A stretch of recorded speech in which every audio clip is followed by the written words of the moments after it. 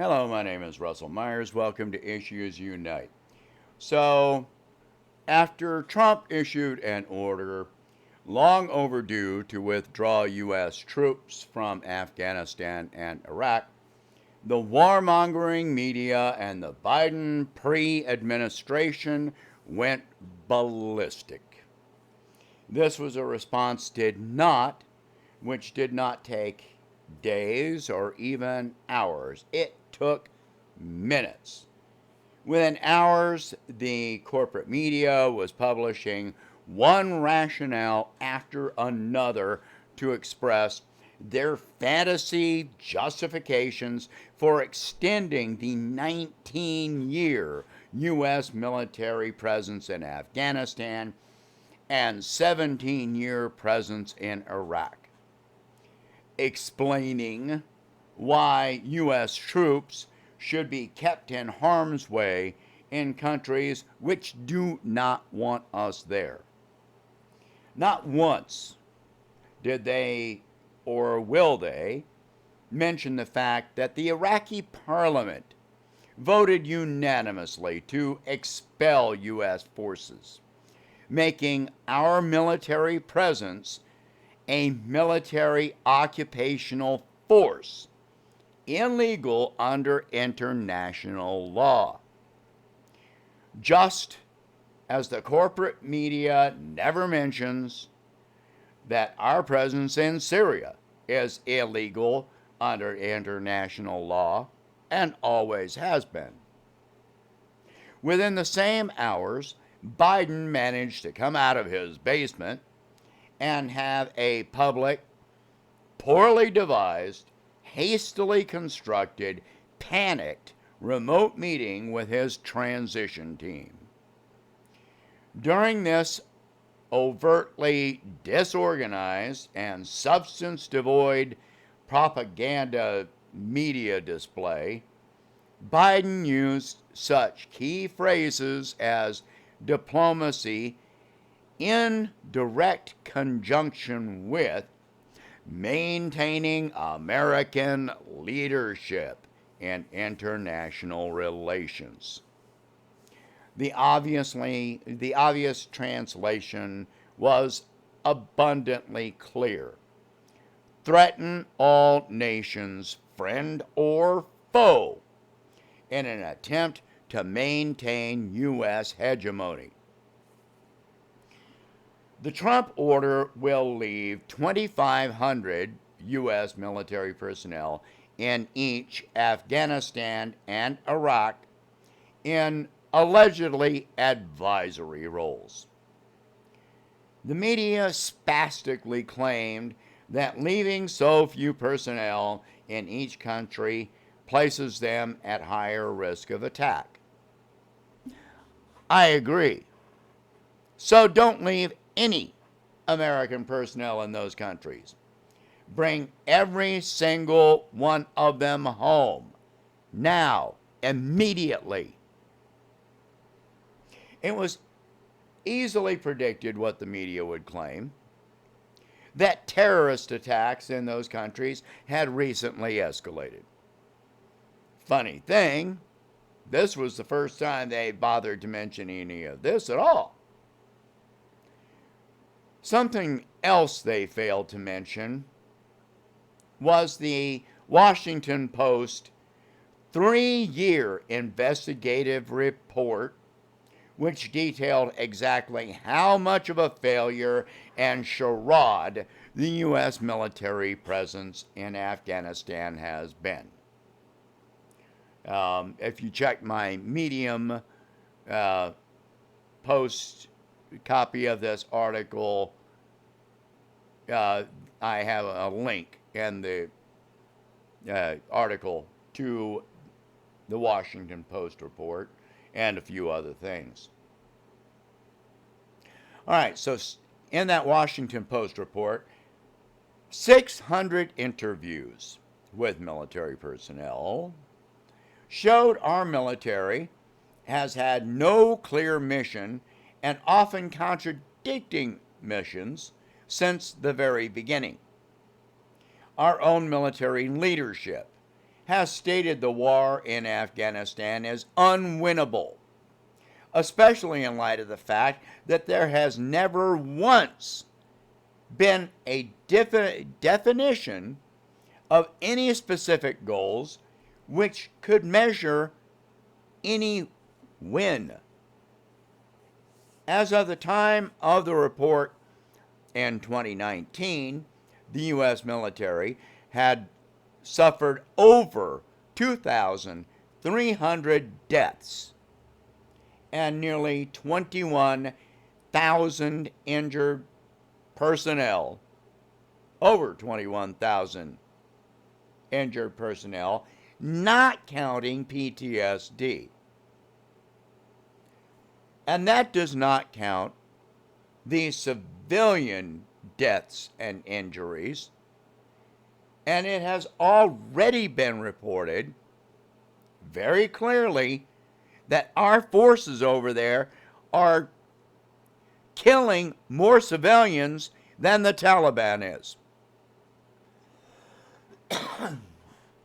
But yeah, let's keep them there.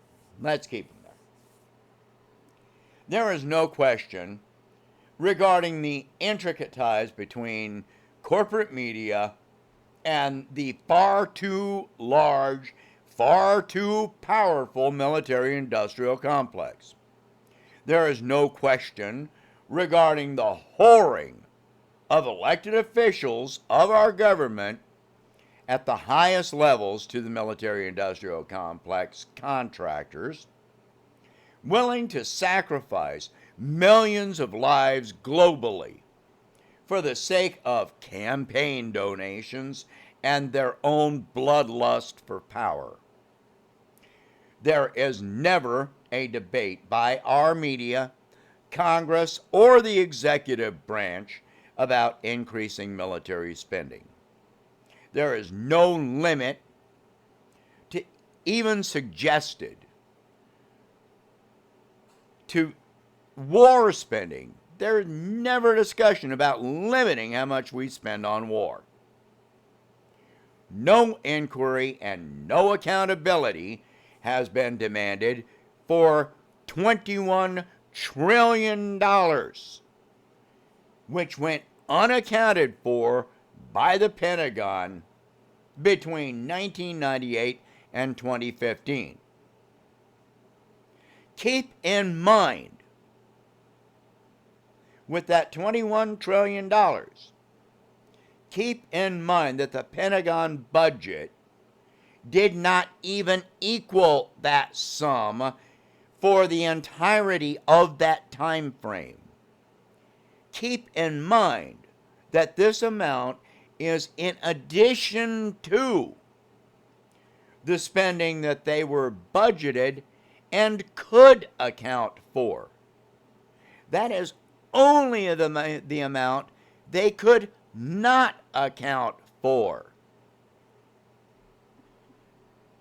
There's never a debate, or barely a mention, of the amount spent to bail out corporations and failing banks, mostly by the Federal Reserve, with no congressional approval even required. Yet the American people will still be indebted for multiple generations to repay the monopoly money created to prop up this failed system. However, bring up spending to save lives from a pandemic, from economic collapse, save 30 to 50 million Americans from being evicted, provide general medical care, even to the disabled and elderly, and suddenly we have a massive, unending debate about how much it costs and how will it be paid for. In other words, when Americans face an actual threat which has cost many lives and will cost unknown numbers more, or for how long, then we have to talk budgets.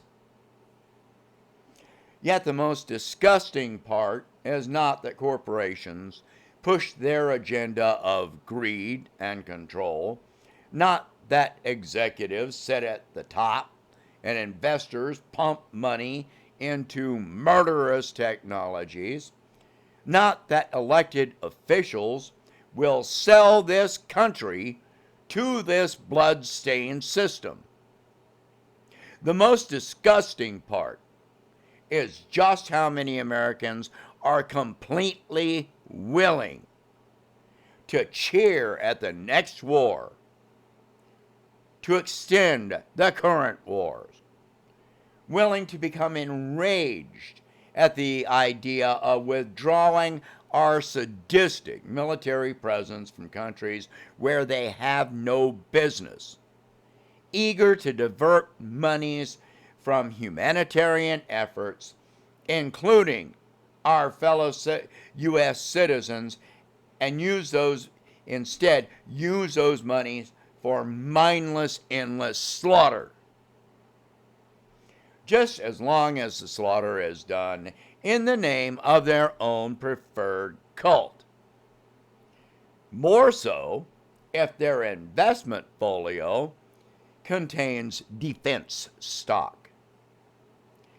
If you object to withdrawing military personnel from war zones because you have a problem with the name associated with that withdrawal, then he is not the one with challenged ethics in this case. You need to reconsider your views and be honest with yourself about who you are.